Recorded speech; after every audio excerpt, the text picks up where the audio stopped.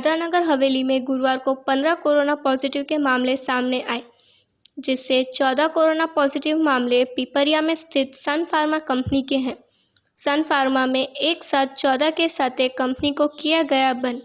सन pharma में पहले भी एक कर्मचारी कोरोना पॉजिटिव पाया गया था, जिसके बाद उस कर्मचारी के संपर्क में आए अन्य कर्मचारियों को क्वारंटाइन कर उनके सैंपल जांच हेतु भेज दिए गए थे, जिसमें से गुरुवार को 13 कर्मचारी की रिपोर्ट पॉजिटिव आई थी। दादरा नगर हवेली में गुरुवार को 7 नए कंटेनमेंट जोन घोषित हुए।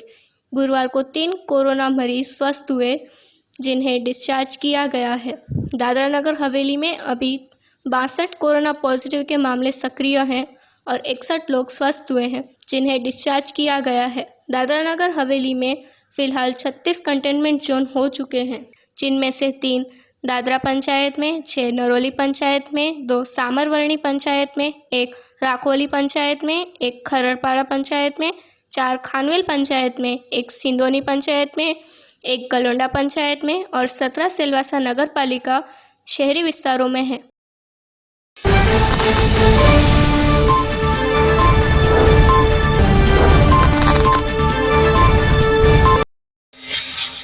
वलसाड जिले से एलआरडी में महिला उम्मीदवारों की पसंदगी की गई है, लेकिन उन महिला उम्मीदवारों को आज तक भर्ती नहीं किया गया।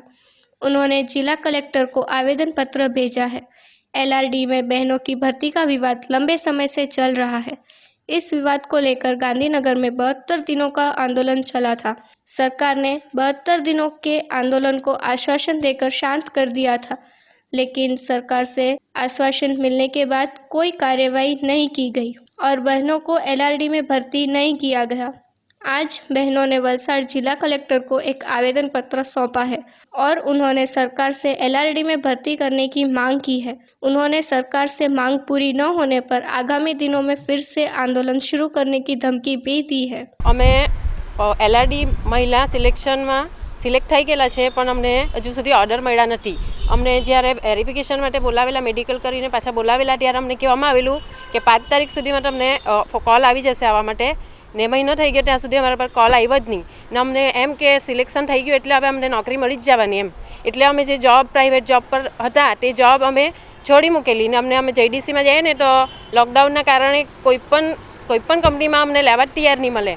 તો અમે હાલ બેરોજગાર છે ને ઘરે જ છે। તો અમને સરકારને વિનંતી છે કે પ્લીઝ વહેલી તકે અમને આ નોકરીમાં ઓર્ડર આપે। કંઈ નહીં, સેવિંગ કરેલી એ બધી પૂરી થઈ ગઈ, બીજું તો હું ને અમે તો ટંડેલ લોકો એટલે અમે તો ચોમાસામાં તો દરિયાનું કામ બી બંધ હોય એટલે અમને તકલીફ તો પડે ને લોકડાઉનના લીધે છે ને મચ્છીનું કામ બી સરકાર તરફથી બંધ કરાવવામાં આવેલું હતું, પછીથી લેટથી પછી ચાલુ કરવામાં આવેલું હતું, વચ્ચે બંધ હતું એટલે અમને તકલીફ પડી, ઘણી તકલીફ પડી।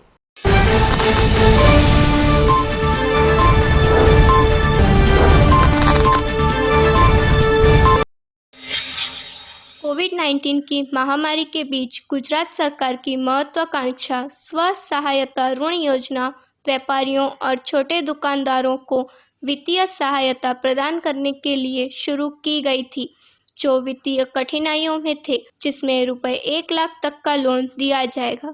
साथ ही राज्य सरकार द्वारा नई स्व सहायता योजना रुपए 2.5 लाख तक का लोन सरकार और आरबीआई के निर्देशकों के अनुसार भिलारवाला बैंक के निर्देशकों ने बोर्ड की बैठक में तय किए गए नियमों के अनुसार बुधवार और गुरुवार को सदस्यों के 472 फॉर्म निकाले हैं। ऋण रसीदें बैंक के सदस्यों के साथ साथ बोर्ड के बैठक में सरकार के दिशा निर्देशकों के अनुसार दी जाएगी। ब्याज दर 8% होगी, जिसके तहत सरकार का 1 लाख रुपए की ऋण योजना में उधार देने वाले व्यक्ति को 2% ब्याज का भुगतान करना होगा, जबकि 6% सरकार द्वारा प्रदान किया जाएगा। साथ ही 2.5 लाख रुपए की सरकार की नई ऋण योजना में ग्राहक 4% ब्याज का भुगतान करेगा और सरकार 4% ब्याज का भुगतान करेगी। ऋण देने के लिए आवेदक के पास व्यवसाय का प्रमाण होना चाहिए, 3 साल का आईटी रिटर्न और गारंटर का 1 साल का आईटी रिटर्न। आवेदक का चालू चल रहा ऋण अतिदेय होना चाहिए, 1 सदस्य होना चाहिए और मूल दस्तावेजों के साथ बैंक के नियमों का पालन करना होगा। ऋण के लाभार्थी को पहले 7 महीने के दौरान किस्त का भुगतान नहीं करना पड़ता है और इस ऋण को 36 महीनों के भीतर चुकाना पड़ता है। साथ ही नियमों को बैंक के बोर्ड के सदस्यों के हित के लिए उपयुक्त बनाया गया है और बैंक कर्ज लेने वाले से उबरने में भी सक्षम होगी, जिसके सभी दस्तावेज करने की क्षमता बैंक के अध्यक्ष शरद भाई देसाई ने कहा है कि ऋण उन लोगों को दिया जाएगा जो सभी दस्तावेजों को ले जा सकते हैं और उपयुक्त आवेदन नियमों के तहत आते हैं। नमस्कार, હું શરદ દેસાઈ, SBPP બેંક ચેરમેન। ગઈકાલથી સરદાર બિલાડવાલા બેંકમાં આત્મનિર્ભર ગુજરાત સહાય યોજનાના ફોર્મ વિતરણ ચાલુ થઈ ગયા છે। આજે 4 વાગ્યા લગીનમાં 472 જેટલા ફોર્મ સભાસદો લઈ ગયા છે અને એ ભરીને અહીંયા બેંકમાં જમા કરવામાં આવશે।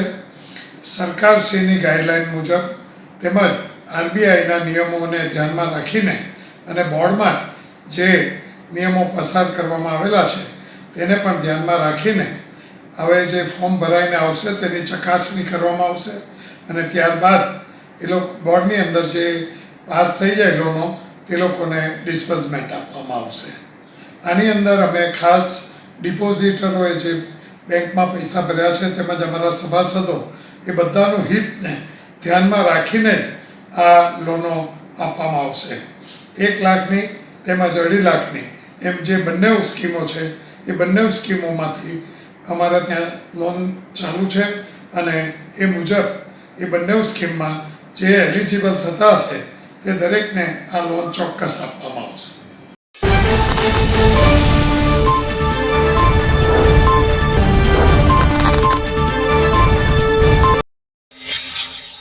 पारडी शहर में कोरोना महामारी में शहर में कोरोना संक्रमण न फैले, इसके लिए 2 माह पूर्व ही सभी सब्जी बेचने वाले और सारे लारी लगाने वालों को तालाब के पास व्यवसाय करने के लिए जगह दी गई थी।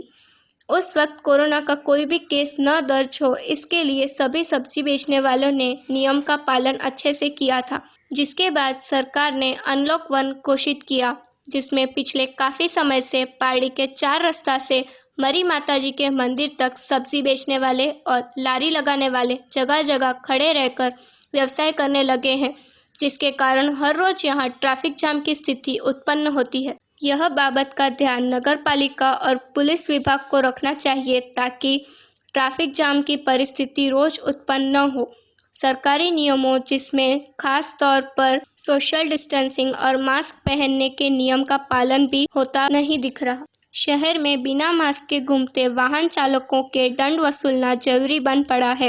वहीं अगर सब्जी बेचने वाले और लारी लगाने वाले से वहां व्यवहार में कोई अड़चन होती है तो पुलिस को उन पर कानूनी कार्यवाही करनी चाहिए ताकि उन्हें भी यह सजा सबक सिखा सके। गुरुवार को पारडी 4 रास्ता के पास मास्क चेकिंग अभियान भी चलाया गया था, जिसमें हातिम अली अजगर टीनवाला नामक युवान मास्क पहने बगैर ही शहर में मोपेड पर जा रहा था। उस दौरान युवक ने पुलिस को देखा और अपने टी-शर्ट से मुंह ढकने की कोशिश करते समय पुलिस के हत्थे पहुंचा।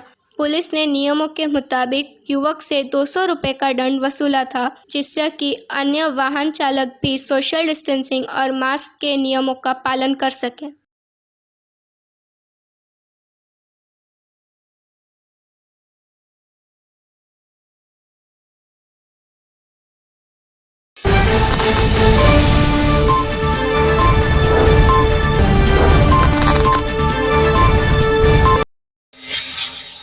संघ प्रदेश दादरा नगर हवेली सिलवासा में आमले स्थित HDFC बैंक के समीप भारत सरकार द्वारा संचालित आधार सेवा केंद्र में नए आधार कार्ड बनवाने हेतु काफ़ी संख्या में लोगों की भीड़ उमड़ रही है, जिसमें आधार कार्ड निःशुल्क बनाए जाते हैं। ज्ञात हो कि पहले दादरा नगर हवेली में एकमात्र मामलतदार कार्यालय में आधार कार्ड बनाए जाते थे, जो अब एकमात्र भारत सरकार द्वारा संचालित आधार सेवा केंद्र पर बनाए जाते हैं।